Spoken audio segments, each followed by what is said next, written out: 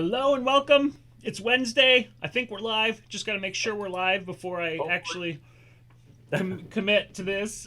But while I'm waiting for the YouTube to catch up with me, going to say hello to everybody who is here. Happy Wednesday. What's going on? Are we really live? Hello, YouTube. What's Oh, happening yeah.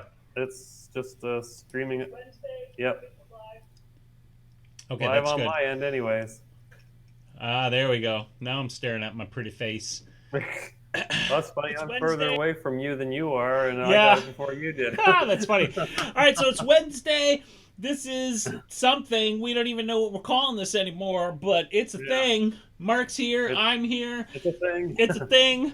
Sandy and Peter and Judy and Steve and Tim and who else is here? Somebody else is here, and I'm forgetting who it is.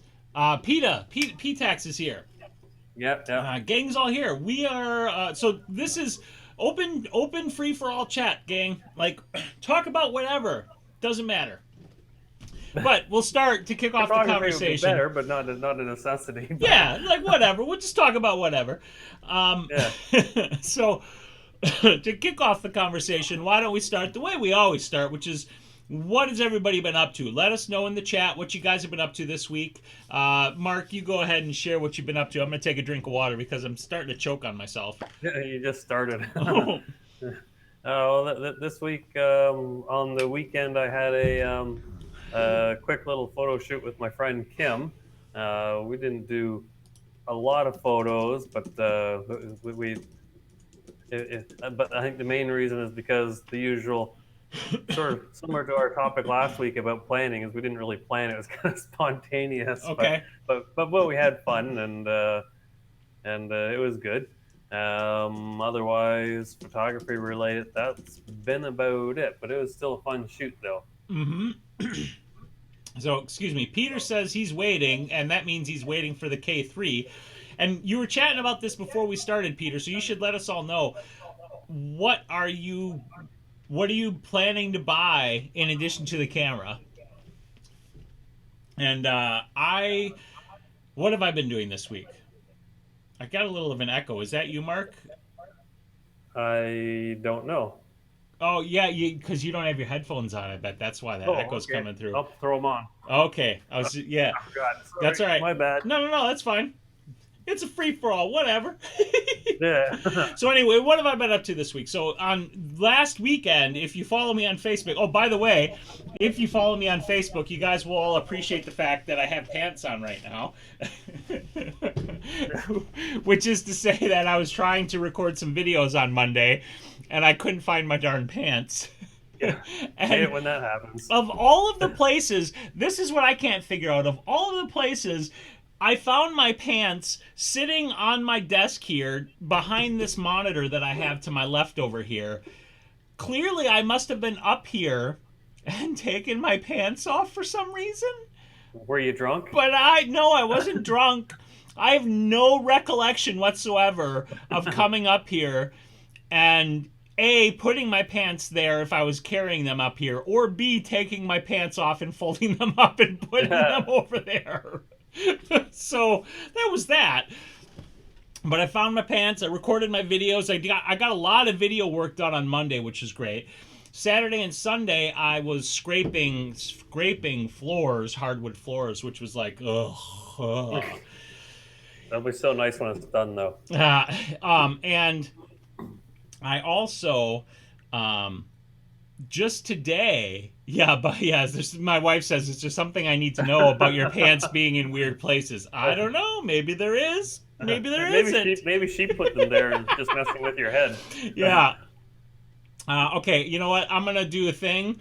And you guys are going to maybe think I'm weird or not, but I turned off the air conditioner, but I'm already starting to get hot, so I'm going to turn it back on. And I'm going to talk to my Alexa, turn on the AC. Because we have one of those things. It's not working now. Of course it doesn't work this one Of time. course not. Let's Yeah. demonstrate this new great technology that doesn't work. That doesn't work. Alexa, turn on AC. There we go. Now my air is on. Okay. Yes, we have one of these things, a couple of these things, the Echo Dot. So I recorded a bunch of videos, and then Mark just got a monitor calibration warning over his head. Last night actually, I was going through my email, and I found something that I wanted to share with you guys. So I'm actually going to switch the screen here for a moment because I wanted to share this with you guys. And Mark, you and I are still on the screen, so I think you'll see it in a moment. But I came across, there's this website called AppSumo, and they have like different products and they sell different deals and different things like that. And what you see up on the screen here is a deal that they have going on right now called Versed. And this is a product that you can buy for $49 for a lifetime subscription. Now, to be very, very, very clear, like, I'm sharing this because I'm excited about it and I want everybody to know about it. Nobody paid me for this. This isn't an advertisement. This isn't a sponsorship or anything like that. I was going through my email because I'm on their list because I've bought stuff from them before, and I saw this thing and I'm like, Versed, what the heck is that? And then I went to this page, and I'll share this link in the chat for you guys so you can check it out for yourself if you're interested in it.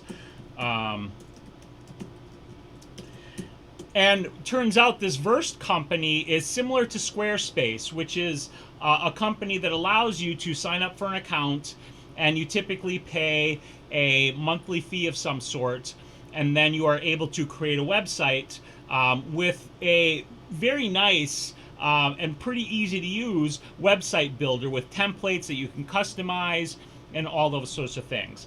And this deal is $49 for lifetime access to this company's website building and hosting platform. So I did a little research into it, and found out that A, it's a legit company, B, read some reviews and the reviews were positive, and C, decided for $49 for a lifetime web hosting account, it's basically a no-brainer. So I bought it to try it out. And over the course of today, I built myself a brand new portfolio website. And I've been needing to update my portfolio website because I hated my old one because I just didn't like it anymore. Not because of the pictures I had on it, but because of like the theme and the layout and everything. And it was on WordPress, and I knew it was going to be like a giant pain in the ass to redesign it. And the test of it was the fact that I was able to put this brand new website together, my portfolio website. I've got my menu over here with all of my galleries, and then of course down here I have my different galleries, and this tiled layout for the images that just automatically arranges itself for you. You can click on the images. I put all of this together in the course of like the last, 4 to 5 hours. Most of that time was spent selecting the photos that I wanted to put on the website. The actual act of putting together the website probably took, designing it and everything probably took all told 2 to 3 hours. So if you guys have been looking for a platform for building yourself a website and you're interested, I would highly recommend checking out this deal. Again, not an ad, nobody's paying me. I'm just excited about it because for $49 you get lifetime access. It's like, that's a crazy good deal, right? It's hard to go wrong. It's hard to go wrong, especially when it works as well as it did. And I feel confident in saying that because I have, I spent the day working with it, and it works great. So I was pretty excited about that and my new portfolio website. And if you guys want to see my portfolio website and check out some of my work there and see what it looks like on your own screen, here is my website. I'll put it in the chat. Portfolio website. Boom. Not boom. There we go. Now boom. Yeah. All right, so I don't know where .co is as an internet address, but here's the other thing. You can redirect your own custom URL to it. So I have spirosheniatis.com as my portfolio website, and they offer you domain hosting. So, or they don't offer you domain hosting, but rather you can when you buy a domain, you can hook that domain up with the host so that you can have your website be, my website is spirosheniatis.com. And even though, like, underneath it, the actual website is heniatis.ver.st. But if you type in, spirosheniatis.com, you get my website. So e.mpn is asking for the link. Here is the link. I just put it in. Oh, perfect. Okay. All right, so I want to catch up on the chat here since this is a free-for-all and we got to see what you guys have been up to, but I wanted to share that with you guys. Oh, and I've got good news for my wife since she's here and she's watching the show, which is, oh, that's the wrong link, Mark. That's to the company direct. The deal is this link right here, which I'll put in the chat right now. Sorry. That's okay. First deal link.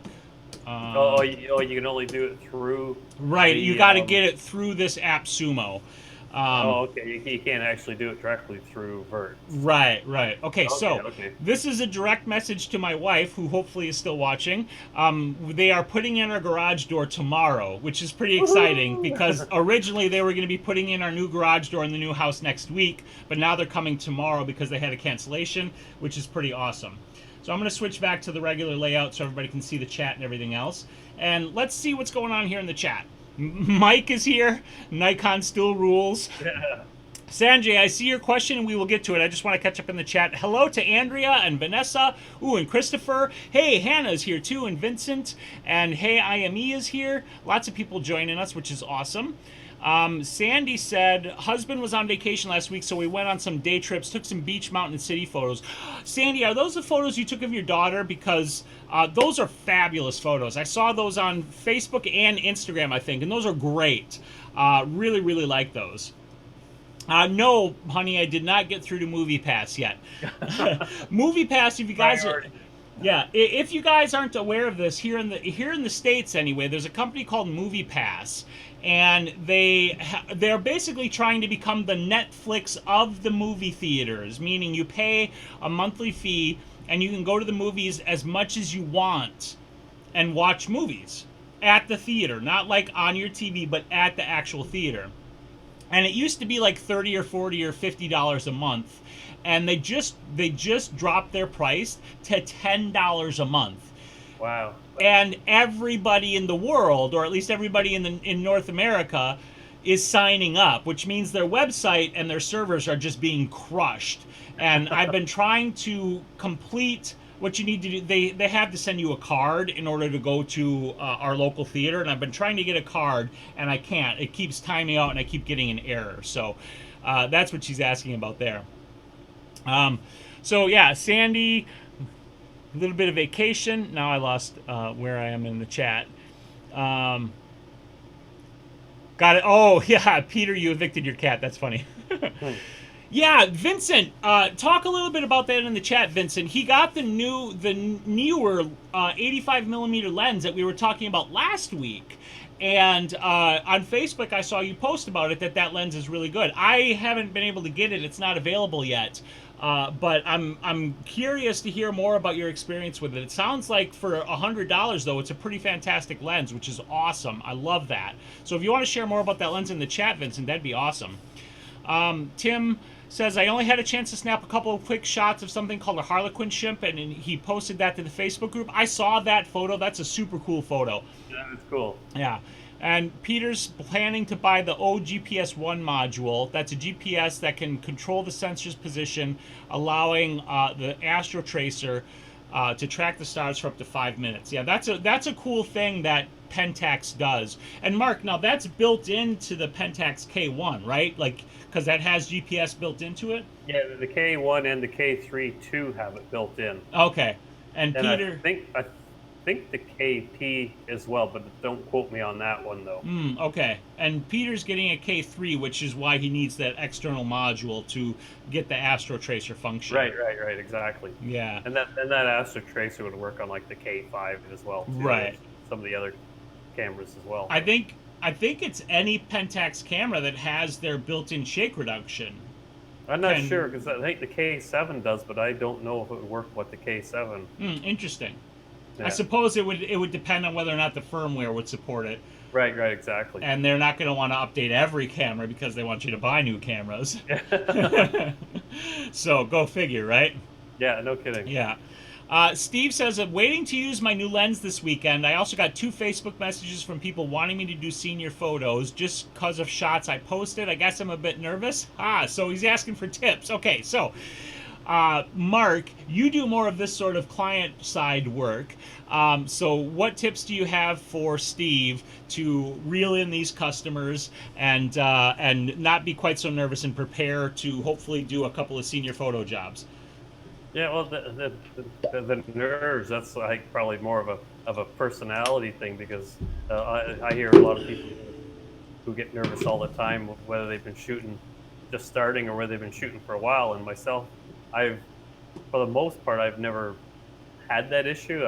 I'm typically a pretty calm and collected person, so I've never really had any issues. But as long as you keep calm, if something goes wrong, just sort of take your time, work your way through it, and I'm sure you'd be fine. Just as long as you don't rush yourself, then it should be golden.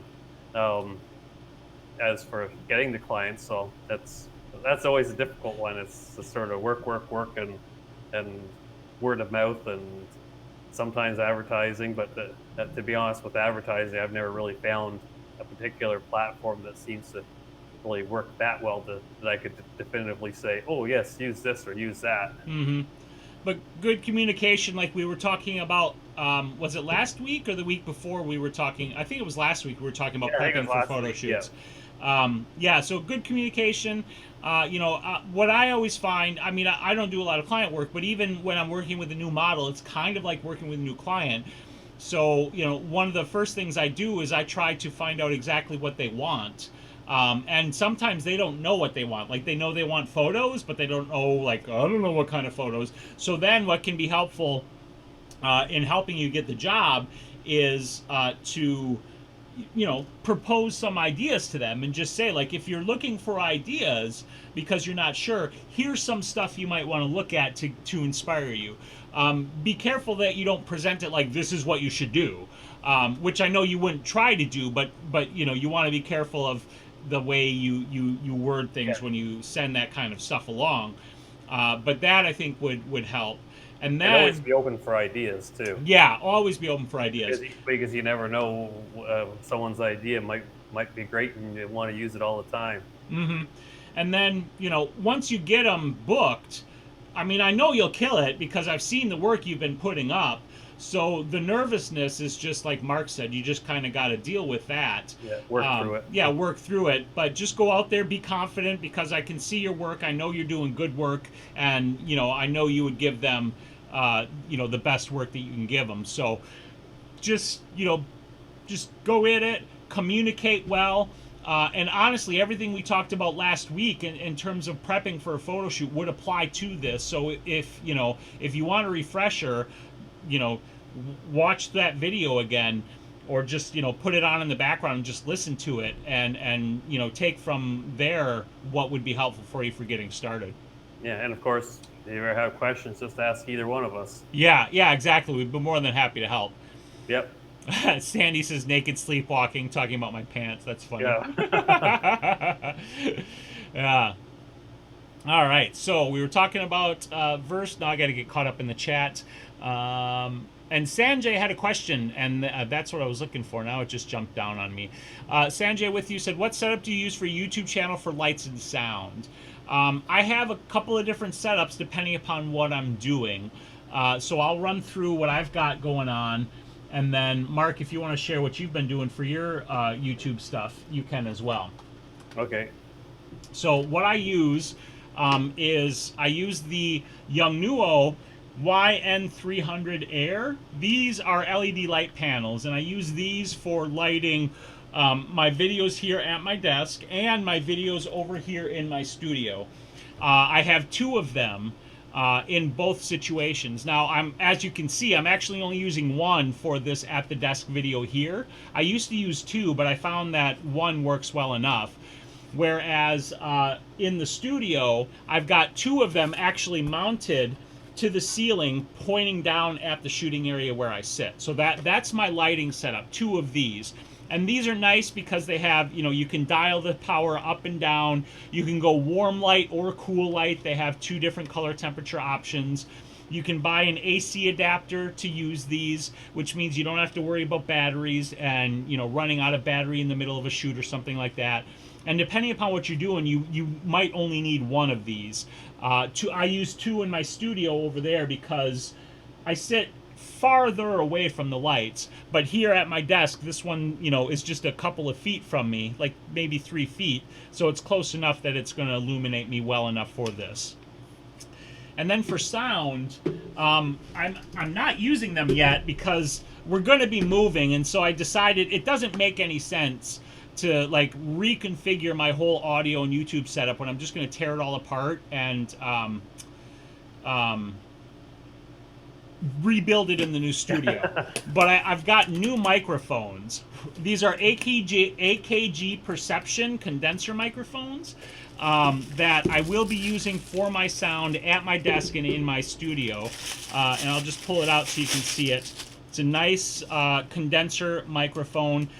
Direction here. I didn't need like an all-around because I'm always only really ever going to be talking in one direction to it. And it comes with a really nice shock mount as well. So these will be the microphones that I use in both cases. Now, when I record in my studio over here, I run the sound through a microphone tube amp to clean it up and give it a little bit of, depth and whatnot, and then record it directly into the camera.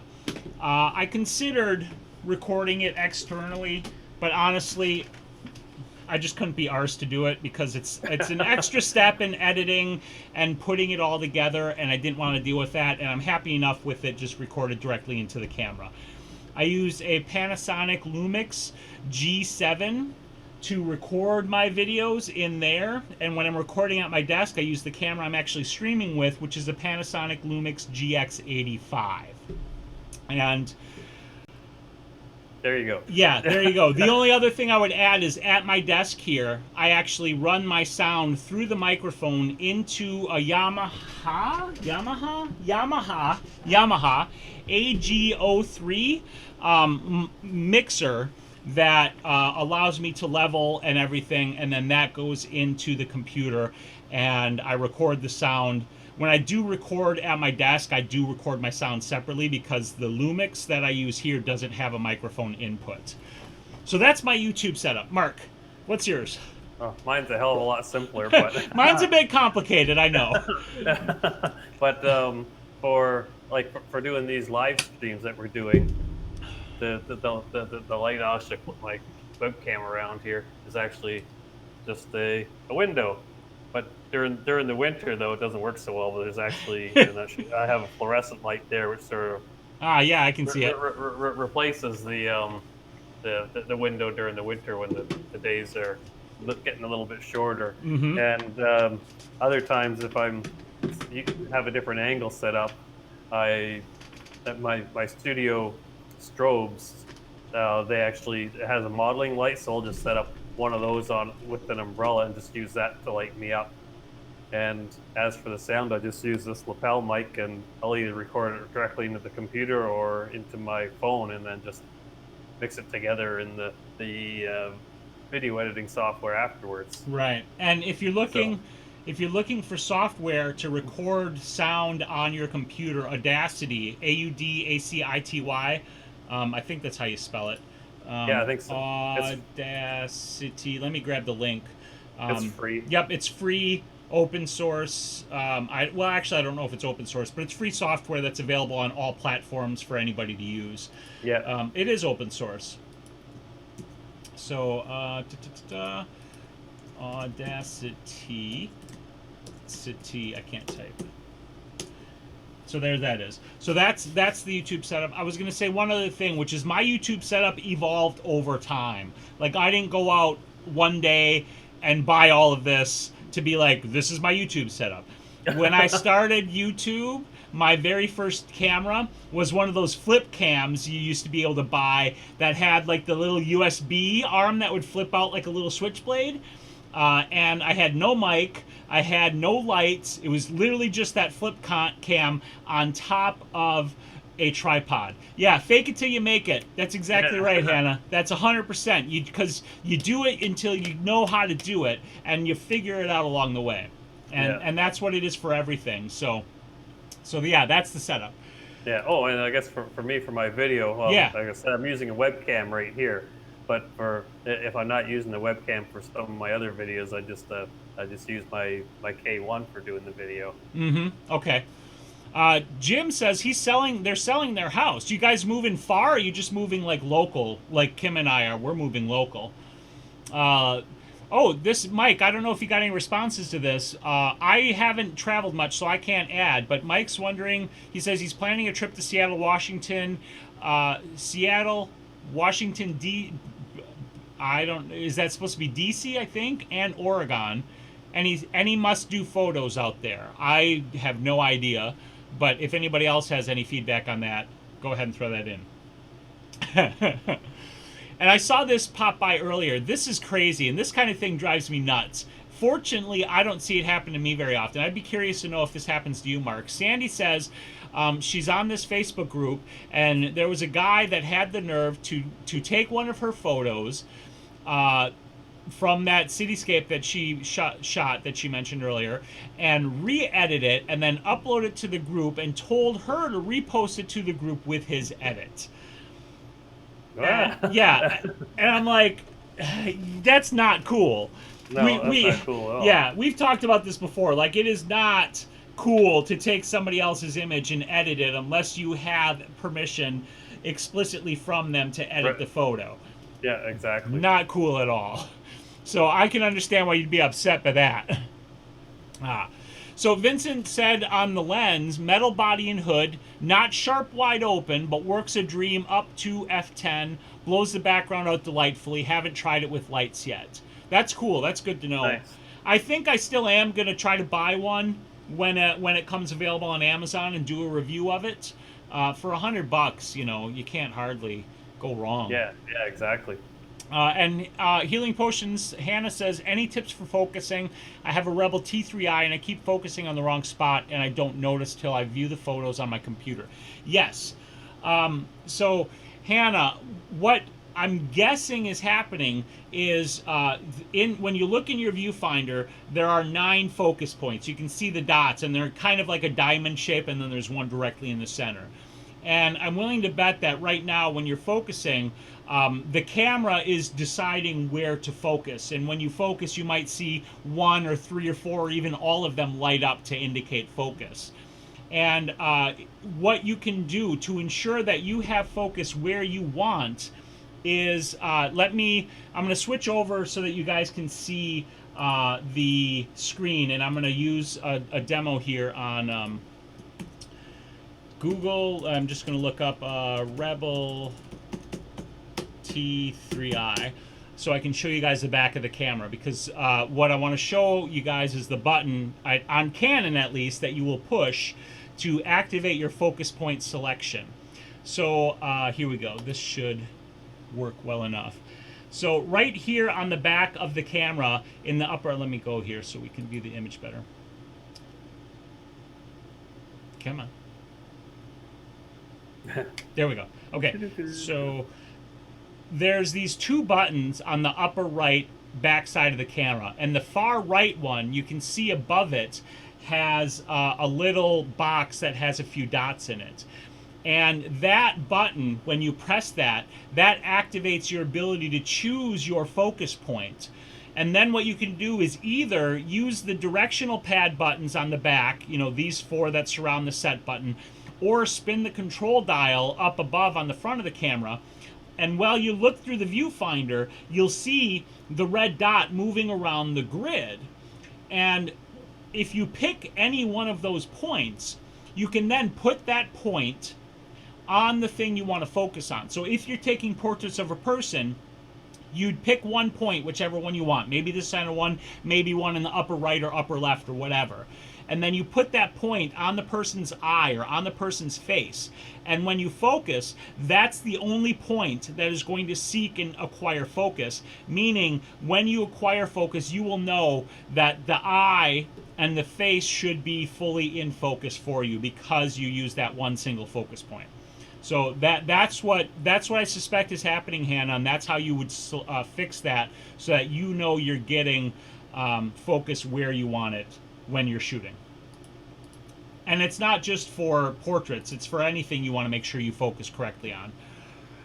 Peter, I think that is the 600D. I'm not 100% sure about that, but I'm pretty sure it is. Yeah, I'm not sure why Canon does that. Gives them a different name overseas.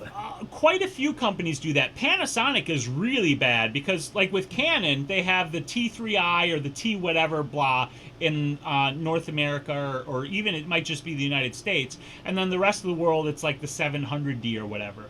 Panasonic will have a different name for like almost every freaking country. So this GX85 that I'm using to stream has like 5 or 6 different name designations because of all of the different countries that they sell it in and have renamed it for, which is really stupid. I don't know why they do that. All right. Vincent says, very odd f-stops on that lens, not the usual ones. That's interesting, but since when do you ever look over the top to check really so the f-stop isn't a deal breaker? Yeah, no kidding. That doesn't really matter. Sanjay had another question, which is, I hate it when my chat jumps. That's not the question, though. I have my first fashion shoot in Adelaide next month. What important tips do you suggest? Okay, so, Mark, you want to start on this, and then I'll follow up? Tips for fashion. Yeah, I would think fashion would probably be very similar to what we're talking about before with doing seniors. Yeah. You just have to be a little bit more careful, I think, with fashion, like keeping an eye on like the clothing itself, making sure that there's no odd wrinkles or something's tucked in on one side, not the other side. Oh, we lost Mark. He'll have to pop back in. His internet connection has been a little bit flaky. So, hey, Tim just joined us. That's awesome. So he'll be back shortly, but I'll just hop on. And when you say, before we actually answer Sanjay, I got a follow-up question, which when you say the fashion show shoot, does this mean that you are going to be shooting like the runway show, or you're going to be like meeting up with models who are wearing the fashions and then photographing them in the fashions? Because depending on what you're doing, it will change how you're going to approach the shoot. And you're back. Yeah. My internet crap there. Yeah. I don't know if you got any of what I said or not, but we did. You were saying that. You might. Yeah, I followed up when you dropped out. Okay, good. All right, so yeah, I asked Sanjay a follow-up question, so we might elaborate a little bit more depending upon when he gets back to us. Peter says, right. I've actually been doing one photo-related thing more than reading manuals and waiting. I've been reading a book by Clive Scott, Street Photography from Atget to Cartier-Bresson. That's cool. I haven't... I'm not familiar with that book. I will confess, I'm not a big photography book reader. Not because I don't think they're good. I just don't really read them very often. So I'm going to check that out, though. I'm going to go to the library and check that out because street photography is a pretty good thing, and I think that's awesome. Hey, IME had a question. If we send you a photo to give your opinion on, but don't want you to do a critique video, will you still critique it? It's hard to say yes because if I get a flood of photos, that's like a lot of time to put into, critiquing people's work behind the scenes. Being able to do a video, makes it something that I can give feedback on and use it as a video on my channel, or we can use it here on the show. At the same time, I have done it occasionally. People will send me a photo and ask their opinion. And so, if you want to send one, and you don't want it published, I can give you some quick feedback on it, but it's not something I'm going to say, yes, I will do all of the time, because I would get flooded with photos and people asking for feedback on them, and I don't want to open that door all the way. So that's kind of my hedging answer, which is to say, send it to me. I'll respond to you and I'll give you some critique, but don't make a habit of asking me to do it without being able to do a critique video, because then I'll be on my email all day long. Yeah. Alrighty. Use a checklist and the white balance. Yeah, always use a checklist. When you're preparing for shoots and doing things, always use a checklist. Sanjay followed up and he said he's actually going to be shooting both on the runway and, with them after the fact in makeup. And if that's the case, the runway is going to be different, obviously, from like standing in front of them and shooting. The thing to really focus on is the fact that it is a fashion show, which means the key is that you want to be featuring the clothing and the fashions. It is not about the model. It is about the fashion. And so when they're working the runway, you really only have the option of standing wherever you're allowed to stand and taking the best photos you can from that location. And, the lighting is probably not going to be optimal, so you're going to have to probably push your ISO up. You might be shooting with a wider aperture to get a decent enough shutter speed. You'll want to shoot several shots, I imagine, as you're walking down the runway so that you don't end up with a Beyonce-looking Incredible Hulk Super Bowl photo, which is one of those like mid-step derpy face things that happens if you just take one shot of a person as they're walking, down a runway. Yeah. That's usually when you get the non-flattering shots. Exactly. And then when it comes to like working with them one-on-one, again, you're going to want to focus on the fashion, which means you're going to want to do fuller length shots, obviously. You're going to want to try to have them pose in a way that features the clothing, so try to stay away from like cross-body blocking up type of poses. And I don't know if you're able to set up lights or if you're going to bring just a pop-up, not a pop-up, but a hot shoe flash or whatever the case might be. But if you can have some preset lighting somehow that you can walk into and shoot with and get good even light across these models to highlight the clothes, I would do that. And if you can't bring lighting and you're restricted to just the flash on camera, I would find the best spot possible that gives you the best bounceability for your light to give you the best lighting you can possibly get. Because again, you're probably going to be in a pretty crappy lighting situation. Did he specify it was a runway? Yeah, runway. He's going to be doing both. So. Oh, okay. That must have been when I cut out because I missed that part, I guess. Yeah. Okay. So to the shooting and the nerves, Hannah said, I was really nervous too, but after a lot of putting it off, I just put up my page and posted photos of mine. She says they aren't very good or professional, but I'm just starting off learning.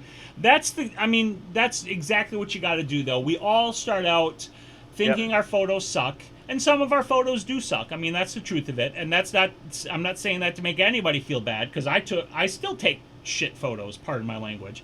Everybody does. Yeah, and some shoots just go better than others and give you a warm, fuzzy feeling, and other ones like, well, as long as they're happy, but it might not be anything you want to use in your portfolio. Yeah, so it's good to put it out there, and keep working and take the feedback you can get on it, and grow and keep practicing, because that makes all the difference in the world, is all that practice. Yeah. Mike's asked me whether or not, for my work, if I do full length, 2/3, 3/4, or headshots, and I actually do a bit of everything, and even some environmental stuff, like with where you see a little bit of the landscape with the subject, like the one on the weekend that I did with my friend Kim. I did a few wider shots of sort of an environmental type shot. Did I send you one of the environmental ones, Spiros?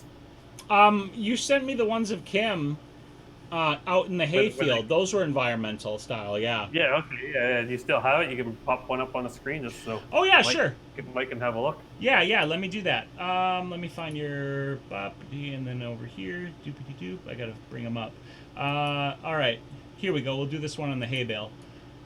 Over to this spot here, and then switcheroony over there, and bazinga! It's the one where she's laying on the hay bale. Okay. Yeah, I know I had some other ones that were even, you saw more of the environment. I wasn't sure what I sent you and what I didn't send you. You sent me a couple, so I'll scroll through them. Here's, again, on the hay bale.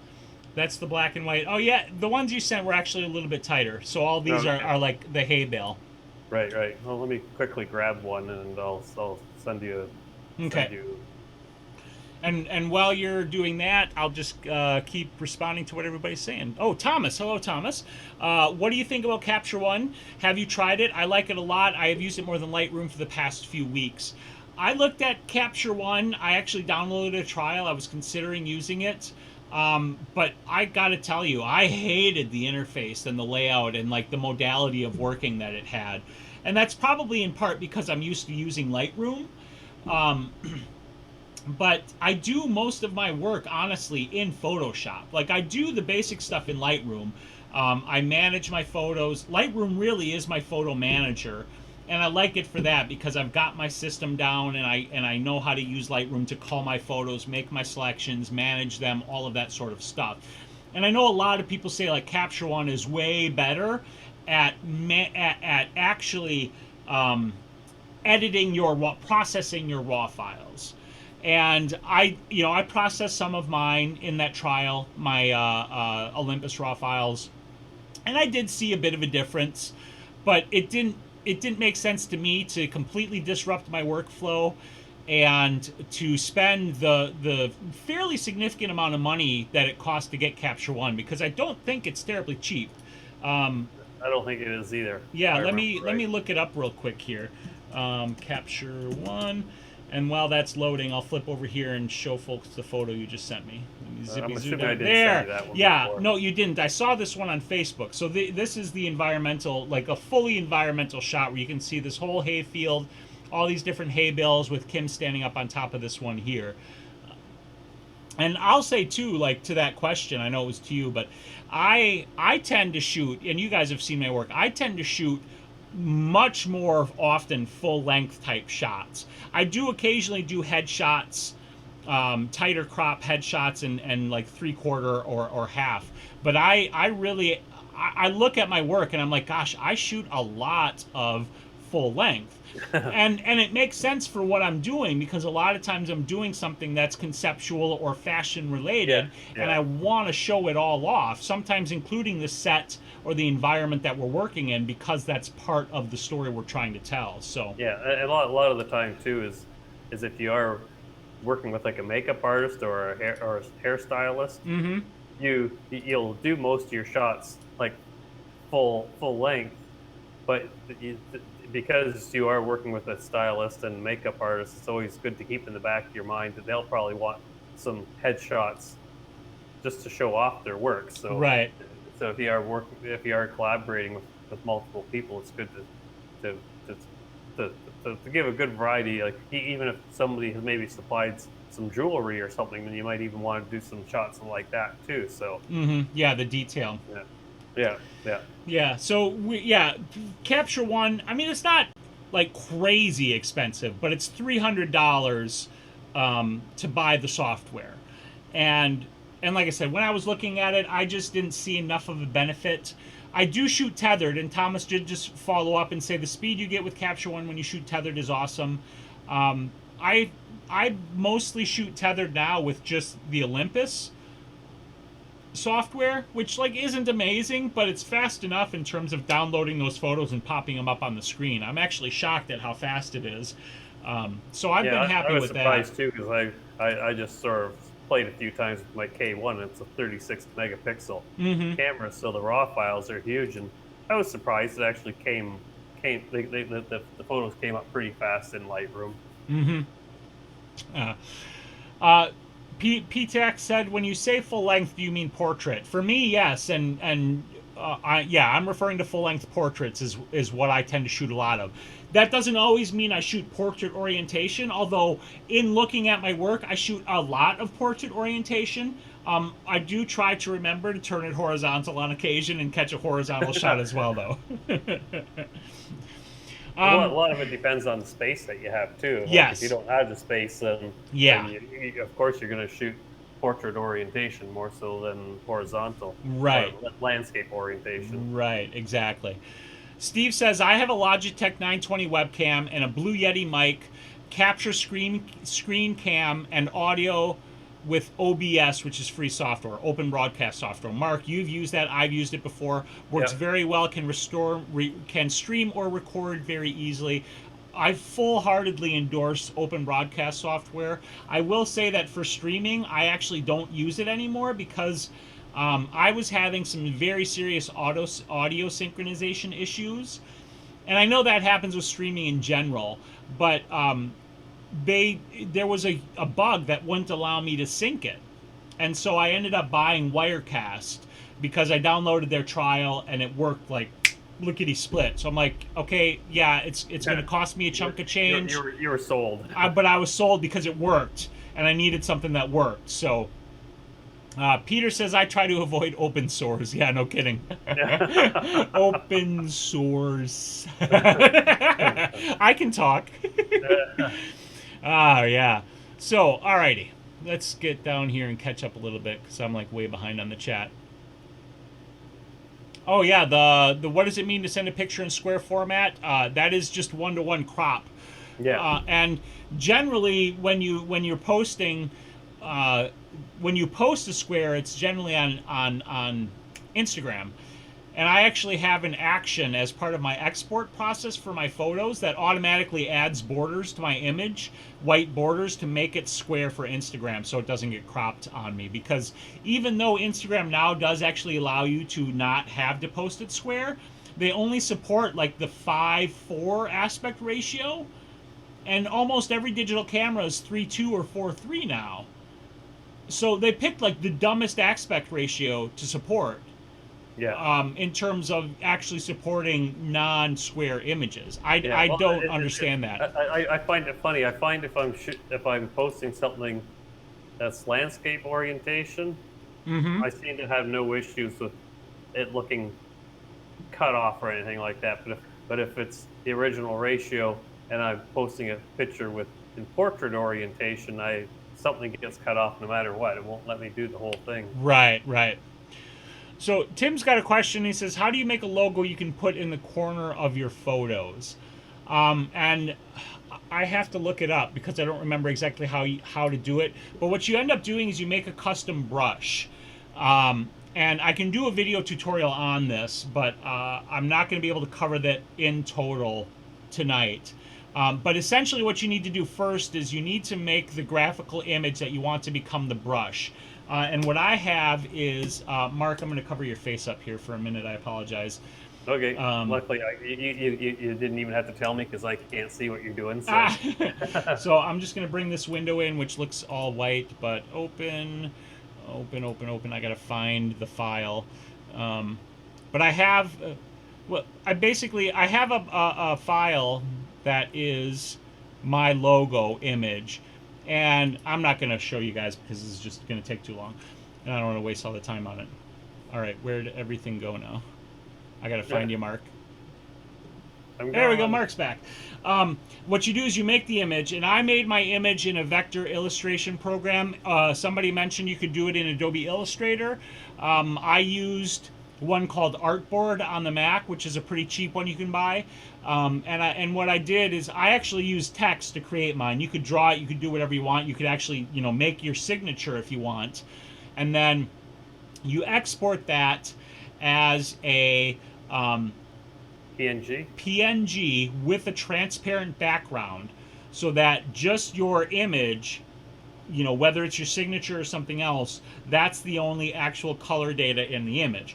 And then you open that up in Photoshop and you select it, and then you open up the brush editor and make a brush out of it. And PTAX put a link in the chat to an Adobe help document showing you how to do that. So that's the process of how you do it. I know it's not a demonstration, so it's not as helpful, and I'll do a video on it, but I haven't had a chance to yet. So I apologize for that. I think it's the same thing. If you have that image, I think you can easily do it in Lightroom. You just don't have as much control as to where it goes on the image in Lightroom. I think you're stuck with like either corners or the middle or something along that lines. Yeah, you can generate a logo in Lightroom. It's usually just text, and you're right. You're fairly limited. But I think you can bring a picture in though, similar to what you were saying with the brush. Yeah, that's true. The other problem is it's like whenever I place my logo, I try to select a color that matches the image. So I select a color out of the image. I pick where to place it, where it's going to be least obtrusive, but also look the best. But if you're doing it like through Lightroom, it's pretty much just going to put it where you've always designated to go, whatever's in there, and it's always going to be like the one color that you set up for that watermark. Yeah, exactly. So you can do it, but it's limited. Tim Tim Hapless Guitar Photography says, I use an app called Fonto. That's do you use that on the desktop? Because I believe that's an app on the phone. I actually use that as well. PTAC says Instagram is dumb all around, really. I would actually disagree with that. I like Instagram. I'm not going to lie. I follow some... If that was Twitter, it'd be a different story. Yeah, I mean... I'm not a big Twitter fan. I like Twitter, too, although I don't like it as much as I used to, just because of how it's changed. But, yeah, that's... orientation was the question regarding, portrait landscape. I shoot a lot of portraits. So Instagram is done all around. I think I'm caught up on the chat. Look at that. Cool. Okay, so for watermark, Steve says, I used Photoshop to make one, and then saved it, and then used it as a watermark in Lightroom, and adjust the size in the watermark editor. Yeah. And if we missed any questions, post them in there again. I think we got everything. Yeah, Thomas had a question. He said, do any of you guys use graduated filters? I don't, but Mark, do you use graduated filters? Does anybody else? I haven't used... I have some. I've never really used them, but I would use them if I needed to. Mm-hmm. Yeah, PTAX, what you just said, I 100% agree with. Subtlety is the essence of a logo and a watermark, and that's why I always manually, individually place it. I always select a color from the image so it matches and it kind of blends in. I agree with that 100%. Peter says, I have a love-hate relationship with Instagram. I understand that. I really do. Instagram, I mean, let's be honest. All of these platforms are problematic to some degree and are damaging to photography in the industry to some degree. In large part because, the internet at large has, in a way, it has both... it has increased the value of imagery because everything is so image heavy now, but at the same time, it has decreased the value of imagery because it's so ubiquitous that people don't put a very heavy value on like an individual discrete image. And so there are pluses and minuses, and I totally understand that. I like sharing my images on Instagram, and I like seeing great work on Instagram, and that's what I'm using it for. Like, I'm not looking at it to like find clients or find jobs, which some photographers do. Yeah, Successfully, yeah. But it's something that is. It's not, none of these things are perfect. There's always going to be problems with these. Yeah, I think out of all the various ones that I use, I probably use Instagram and Facebook the most. Mm-hmm. I use Instagram and Facebook the most, followed by Twitter. I mean, YouTube is my number one, obviously, but then it's... Yeah. That's not so much for images, though. So. Right. Yeah. I wasn't really counting that one. Yeah. Peter says it's decreased the value of photographers and retouchers, but increased the value of imagery. Yeah, I mean, to a degree, it definitely has. But that started well before Instagram, because the proliferation of digital photography in general also decreased the value of photographers with the advent of, what are often called the mom-tographers or the Uncle Bobs, the people running around charging $50 for a 3-hour photo shoot and then handing over 500 RAW files. But everybody starts somewhere, too. So I don't say that as a criticism. But the fact is that did devalue the rates that photographers can get as compared to what it used to be like. That is an economic truth. Yeah. I think when it comes to, I think if you're a high-end photographer, mm-hmm. you still get the high-end money. I think it's the ones that were sort of in the middle that kind of get screwed over. Yes. Ha, Peter, I feel that pain. I've worked 4 hours on getting a photo right, then someone had the gall of saying there's a filter on Instagram for that. Yeah. Yeah. Yeah, we're talking about Instagram a little bit. I want to come back to that, but Thomas had a question follow up on the graduated neutral density filters as to whether or not we feel they take the quality or sharpness away from the image. That's Oh, honestly, that's what the question was. Okay. yeah, that's honestly going to be dependent upon the filter. If you buy a cheap filter, it could quite possibly degrade your image quality. But if you get a good high quality filter, it's not going to, because it's a good high quality filter. Yeah, and there are some cheaper ones that are half decent. Like I picked up one there a couple of months ago. The ND10 filter. It wasn't a graduated filter, it was a straight ND filter. Mm-hmm. And looking at 1:1, you can see it's not quite as sharp, Mm-hmm. but for the money, you can't complain. Right. I think more than anything, the biggest issue with neutral density filters in general is the color cast. Yeah, that's a problem. The higher end ones aren't as bad, but they typically still do exist even on like the higher end ones, Right. like the big stopper and the little stopper. Those ones there, like they're high end ones and high price filters, but they still do tend to have a bit of a color cast, but just not as bad as cheap ones. Right. So Thomas said Lee filter system. I think those are pretty good, but I'm not going to lie, I'm not very familiar with like which are really good filters and which aren't. So take that with a grain of salt and do your research. Yeah, I'm trying to remember which one it was that I purchased. Let me see if I can find it. Okay. So Steve also said he got a plugin for Lightroom for Instagram, and it's great. Edit the photo and then upload it right to Instagram in 10 seconds with the title and the hashtags. I've heard a lot of people using that. I thought about getting that myself, and I actually did download and try it, but I opted against it for two reasons. The first is when I post my images to Instagram, I'm typically not at my computer. And so I do it through my phone because I always have my phone with me. And, you know, it's typically in the evening when I'm not necessarily at the computer. The other reason I don't use that plugin is because it is actually a violation of Instagram's terms of service to use those sorts of workarounds from the desktop to post to Instagram. And it's not very likely that they would shut down your account, but it is possible that they would shut down your account for using that. And I don't want to take that chance, you know. And if you want to take that chance, like, it's fine, because I know lots of people are using it and they're not getting shut down. But for me, it's actually inconvenient to post it from the desktop, even if I did want to use that plugin. And what Tim said, I do understand that as a frustration. The fact that they place such an impact on the desktop access to it and really force you to use it on the mobile. And I mean, I get that. That was always one of my pet peeves with Instagram as well too, but I sort of got over it. Yeah, Sort of. that's not completely. That doesn't honestly really bother me. What I would like, I'm not gonna lie, what I would like is for Instagram to allow you to use third-party services to schedule posts.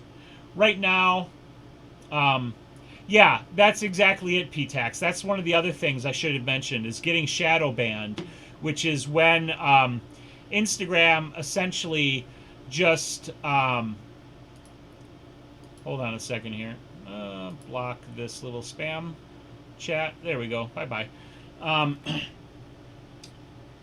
Getting shadow banned is where you're posting your images, but Instagram is not showing them to your followers or showing them up in the hashtags that you might be using because you've been shadow banned, as it's come to be called. And that's something that is also frustrating for people. But if they're hacking around Instagram's, you know, terms of service and limitations, you take that risk. So I do wish it was allowed for me to use, you know, I use a service called Amplifier for scheduling like my Facebook and my other posts, and it would be nice if Instagram was allowed for that. But, you know, it's fine. I like using it, and so I do the work to put it on my phone, or to post those photos. All right. So we had a little spam there. That was kind of fun. Yeah, we were just talking about that too. Yeah, it's kind of funny. Before we went on the air. Yeah. That's funny.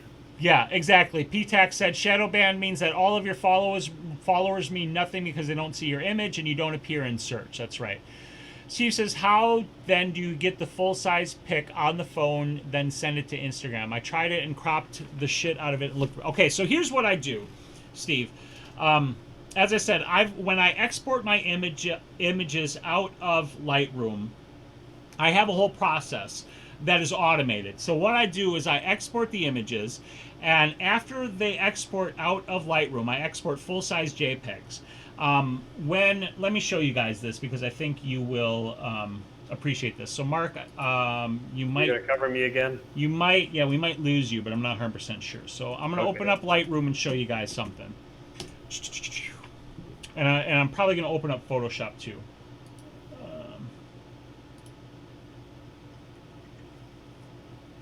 Yeah, they're actually talking about the solar eclipse, and I think for the solar eclipse, you actually you need a specific filter, not just an ND filter to protect your eyes and protect the camera sensor. I don't remember what it's called though. Yeah, it is a specific type of filter. Okay. Let me see if I can find it. All right, so I want to show you guys what I do with Lightroom. I also need to make sure I've got the sound correct so you guys don't get bombed with a bad echo or something. And I think we're going to run a little late today because why the heck not?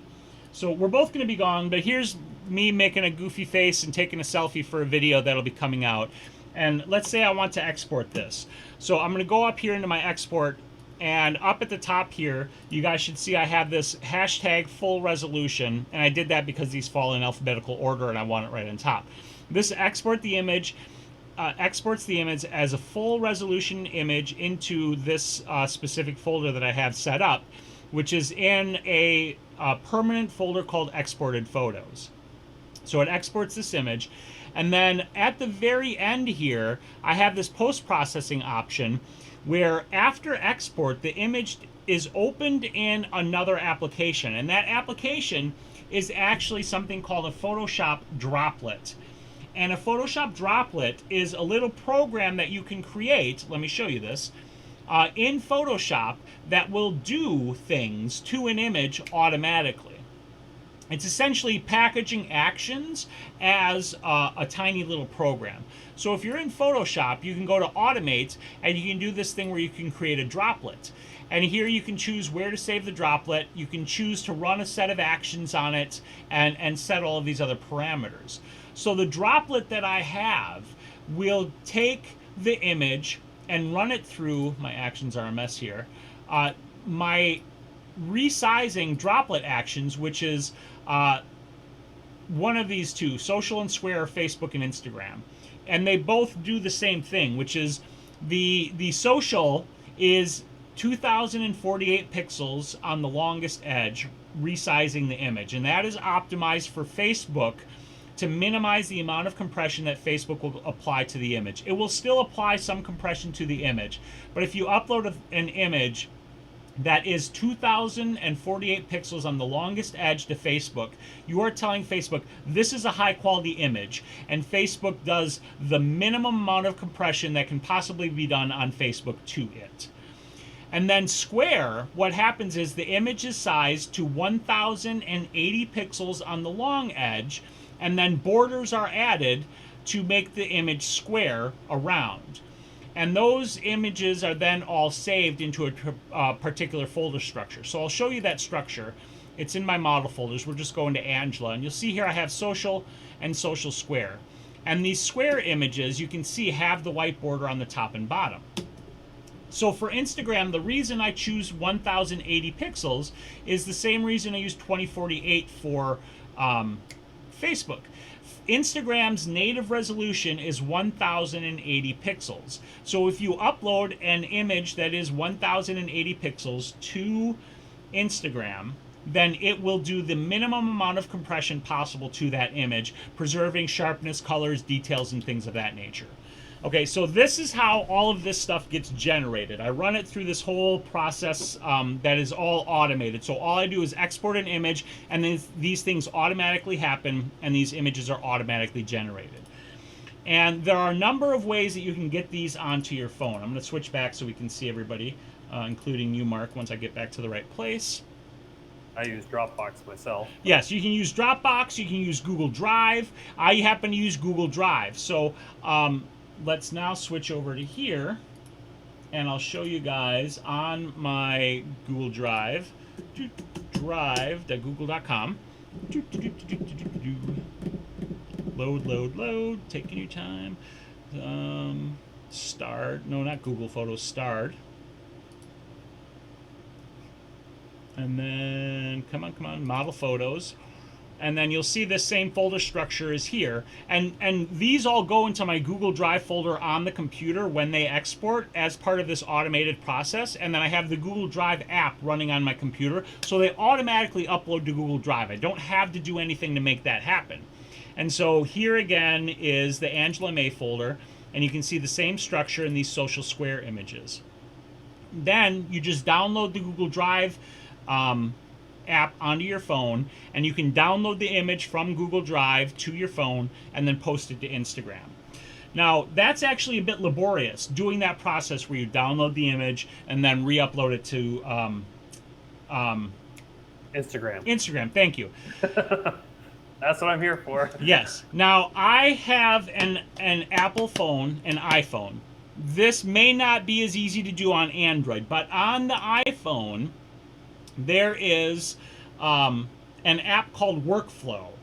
And what Workflow allows you to do is build little automated applications. And in Workflow, W-O-R-K, let me look it up here, I have one called Insta. I don't know if you can see it very well. And what this one does, this one, because I actually also put those Instagram files automatically into Dropbox.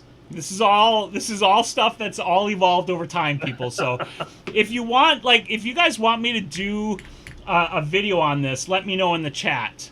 And I'll do a whole video that details my whole export process and all of this stuff that I'm running over now, visually with detail and blah, blah, blah.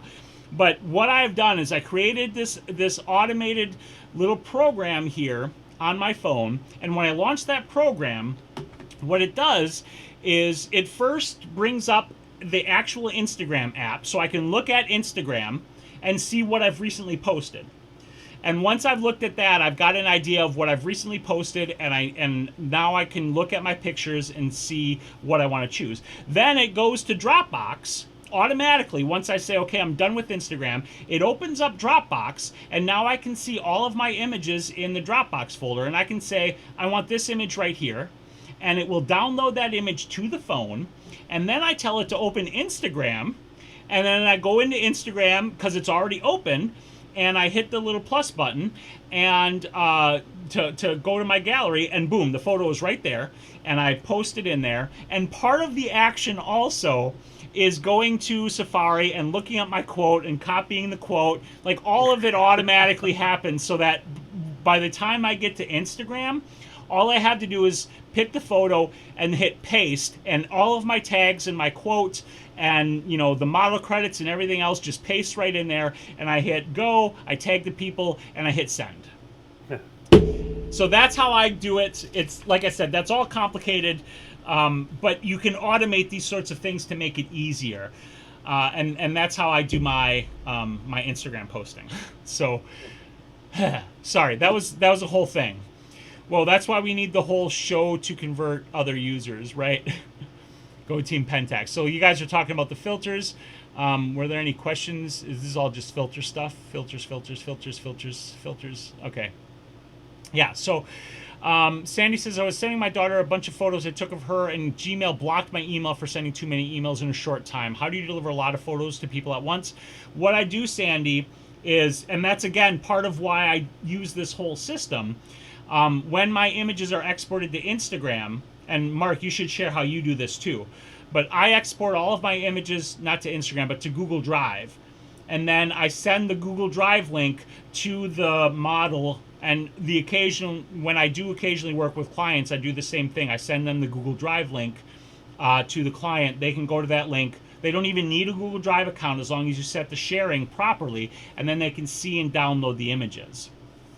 But Mark, you use a different system, Yeah. and this is good for client Well, work. yeah. If it's just if I know I'm just sending photos and that's it, then that's basically part of the deal.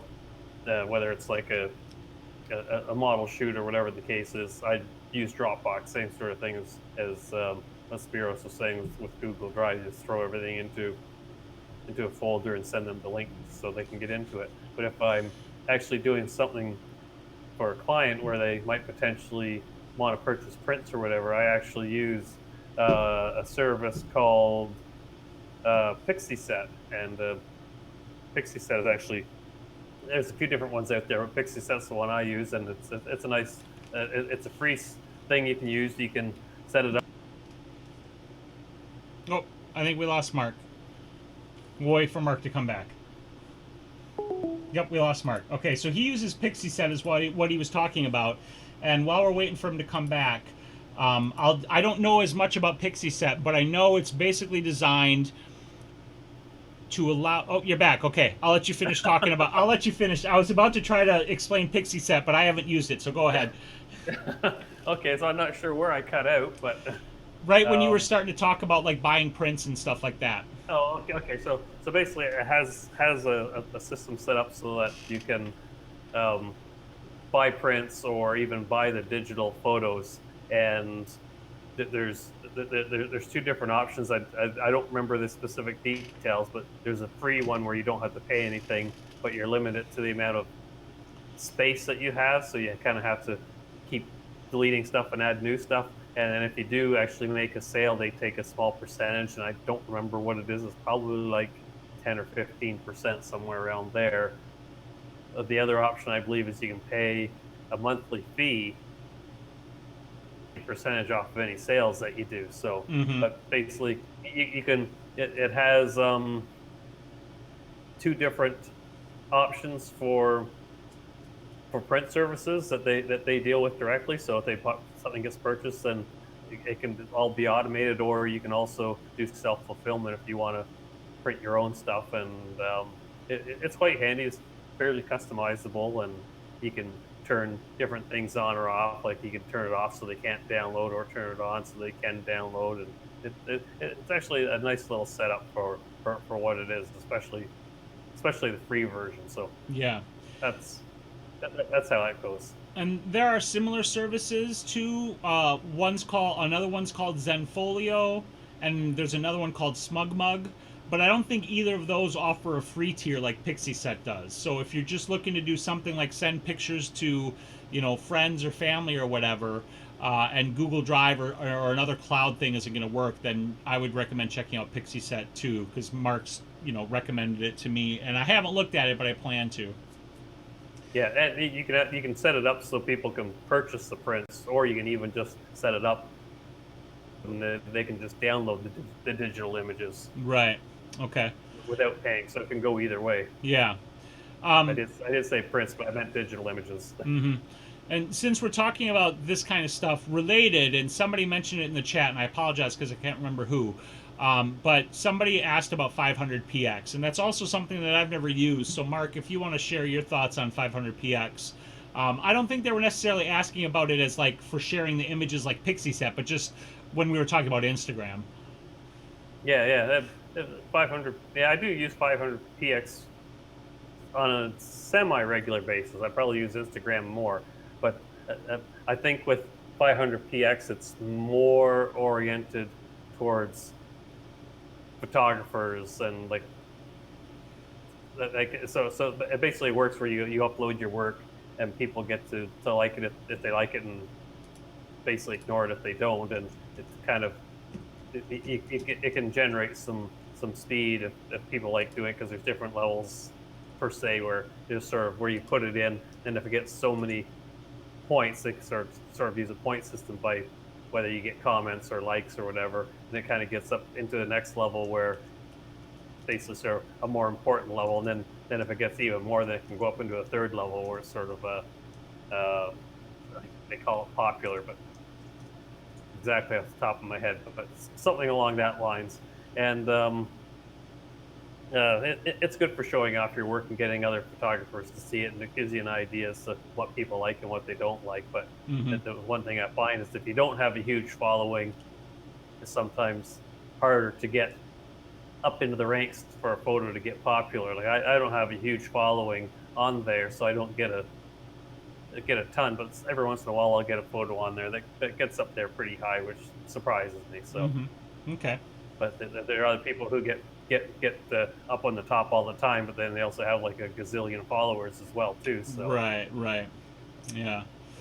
So, Mike had a question. He said he asked if I back up to drives automatically, and I do. I've got one. I've got like 3 layers of backup. What I have is um, I have two backup drives attached to my computer right now. Each of them are 4 or 5 terabyte drives, and one is for my photos, and the other one is for my videos. I also have a cloud backup service that I use that everything gets backed up to, by the software automatically. Um, and then I also have an offsite hard drive backup that I update ideally weekly, but sometimes I forget, and it might be like every 2 weeks that I update it or something. Because I gotta actually remember to get the drives, bring them home, connect them to the computer, let the update run, and then take them back to their off-site location. So, but I do have backup software that runs automatically nightly to back everything up on my computer to the external hard drives. So, if I have a point failure in my computer right here, I haven't lost everything. And if my house burns down, I also haven't lost everything because I have the cloud and I also have the offsite. All right, we're going to wrap this up pretty quick, but I want to follow up on what everybody else was saying here. I wanted to say hello to Martin that just joined us, even though we're at the end of the show. And but thanks then, for showing in yeah, and thanks for popping in showing up. anyways. Yeah, Thomas said that he says, I'm sure there's a WordPress module for that. Yeah, there is. They kind of suck. I actually tried to find one for doing that because I run WordPress, and they kind of suck, or at least the ones that I found kind of suck. So there is that. And I thought there was another question, but I don't see it. Um, so, on that note, I think we'll wrap it up. Alrighty then. All right, so thank you guys very much for joining us. As usual, yeah. As usual, we appreciate the heck out of it. And Hopefully as by next week my internet will be fixed so I don't keep getting disconnected. yeah, that's been going on for what, 2-3 weeks now on you? Going on 3 weeks now. Yeah, that's no good. So I guess disconnecting, I got to jump over to the other network. So Right. luckily I have two here. Otherwise, that probably would be gone longer. Yeah, I'm glad you're able to jump back in quick. That's really nice. Yeah. Except the biggest problem is that the home network, everyone else is using it for streaming YouTube and Netflix and that, so there's Right. not much bandwidth there. Yeah, this was a nice night. I agree, Steve. It was fun to just, BS and chat and answer questions as they come up and just talk about whatever. Yep. We'll have to try and do it a little more regularly. Yeah, thank you everybody for joining us. Make sure you follow me and Mark over on the Twitters and the Instagrams and the whatever else's you want to follow us on. Always thank you for joining us. We appreciate your time and we appreciate your participation in the chat. You guys are amazing. Don't forget to have a great weekend. Like this video, subscribe to my channel, and subscribe to Mark's channel. But of course, the most important thing you guys should all do is get out there and take some damn photos. Yep. Yeah, absolutely. We will see you next week. I should be editing on Friday on Twitch, so keep an eye out for that as well if you want to hang out some more. Good night, everybody. Night, everyone. And finding my stop button. There it goes.